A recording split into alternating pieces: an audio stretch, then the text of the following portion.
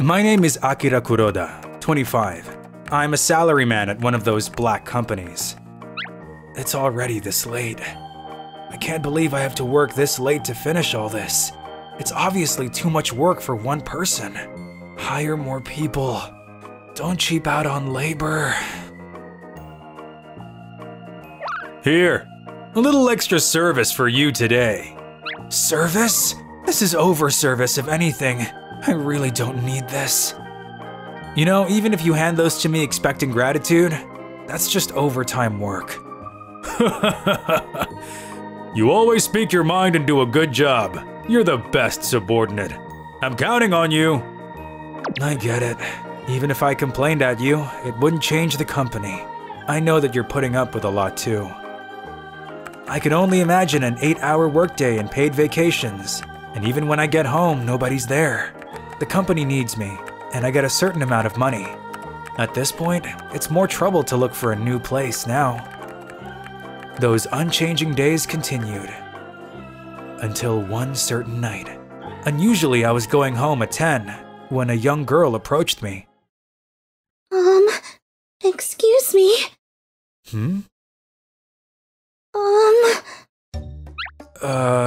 Are you perhaps talking to me? Huh? Do you need something? She's pretty young. At first glance, she looks like she's in high school. But there's no way a high schooler would be out walking about at this hour, right? Is 30,000 yen alright? What's she talking about? I don't have the slightest clue what you could be talking about, though.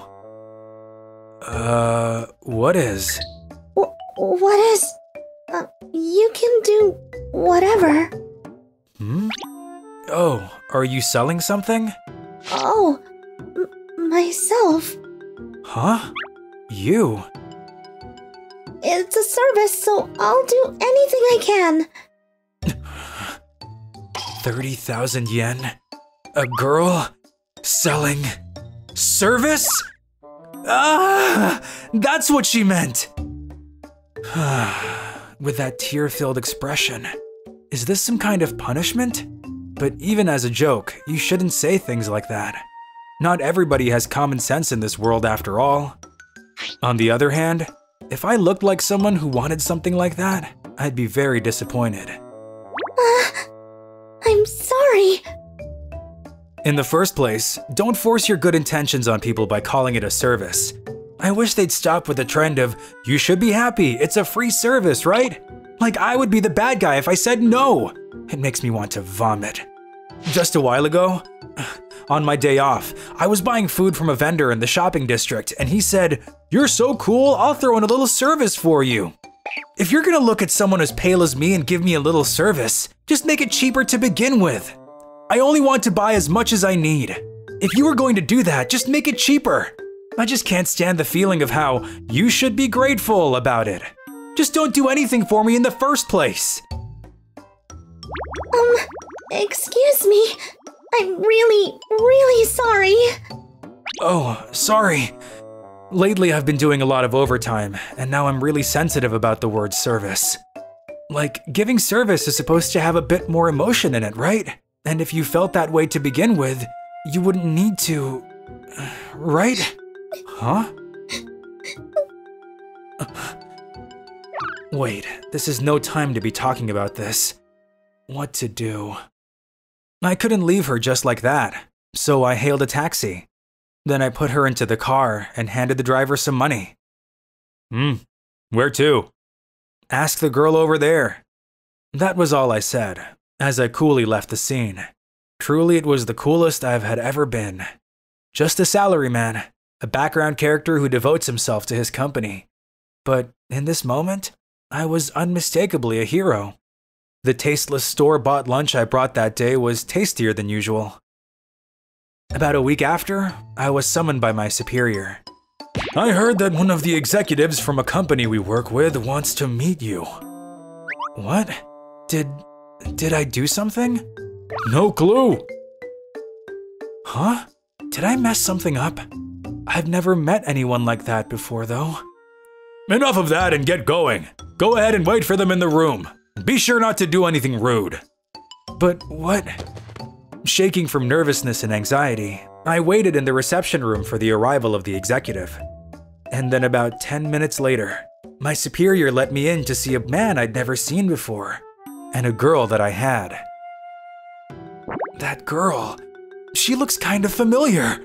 Let's see, it was about a week ago, and she was trying to sell… Oh, so she was in high school?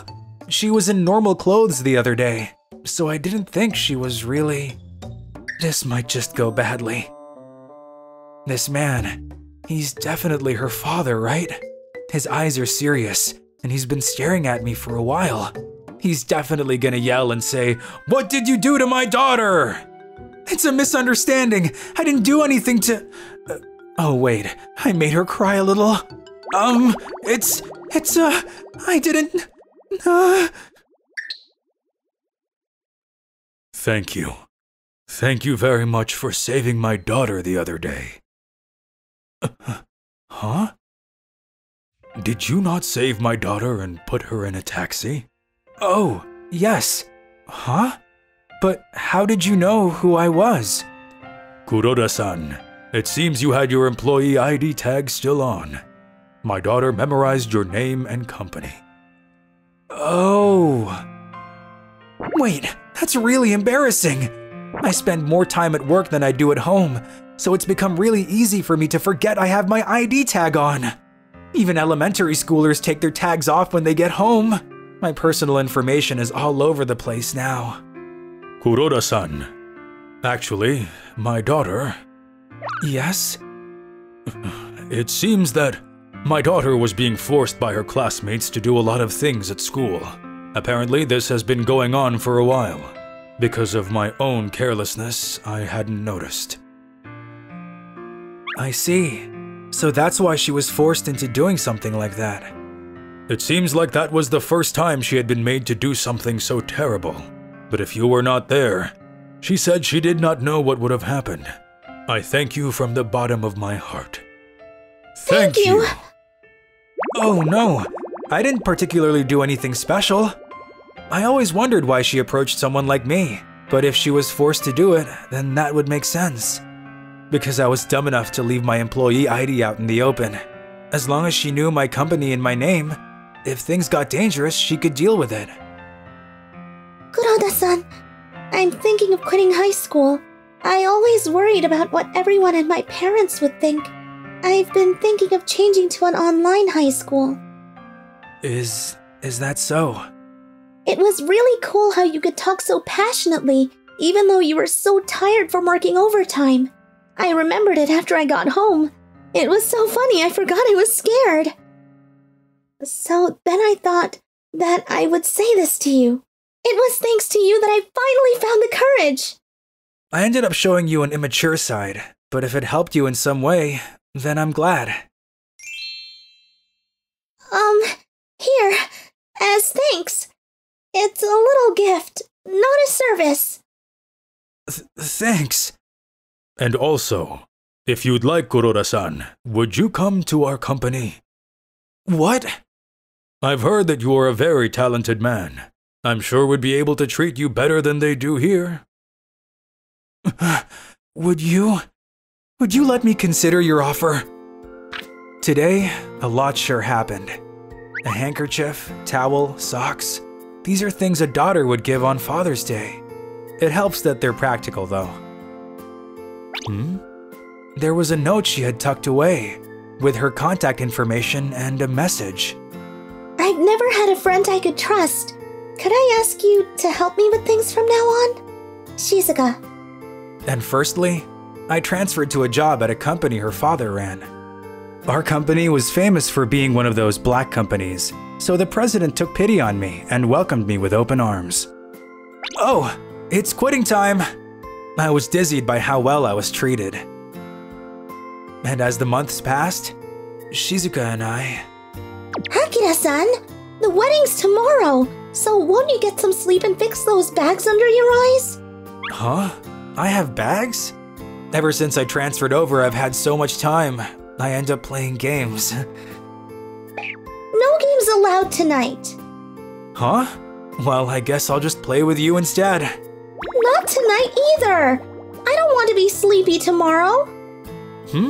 I did say I'd play with you, but I didn't say anything about trying to keep you up all night, right?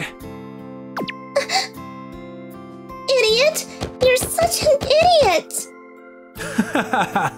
Playing with you really is the best. With the blessings of many people, we got married. Since that day, I'm no longer a background character, but a main character. To my wife, I'm a hero. And for me, my wife is my heroine. You never know what will happen in life.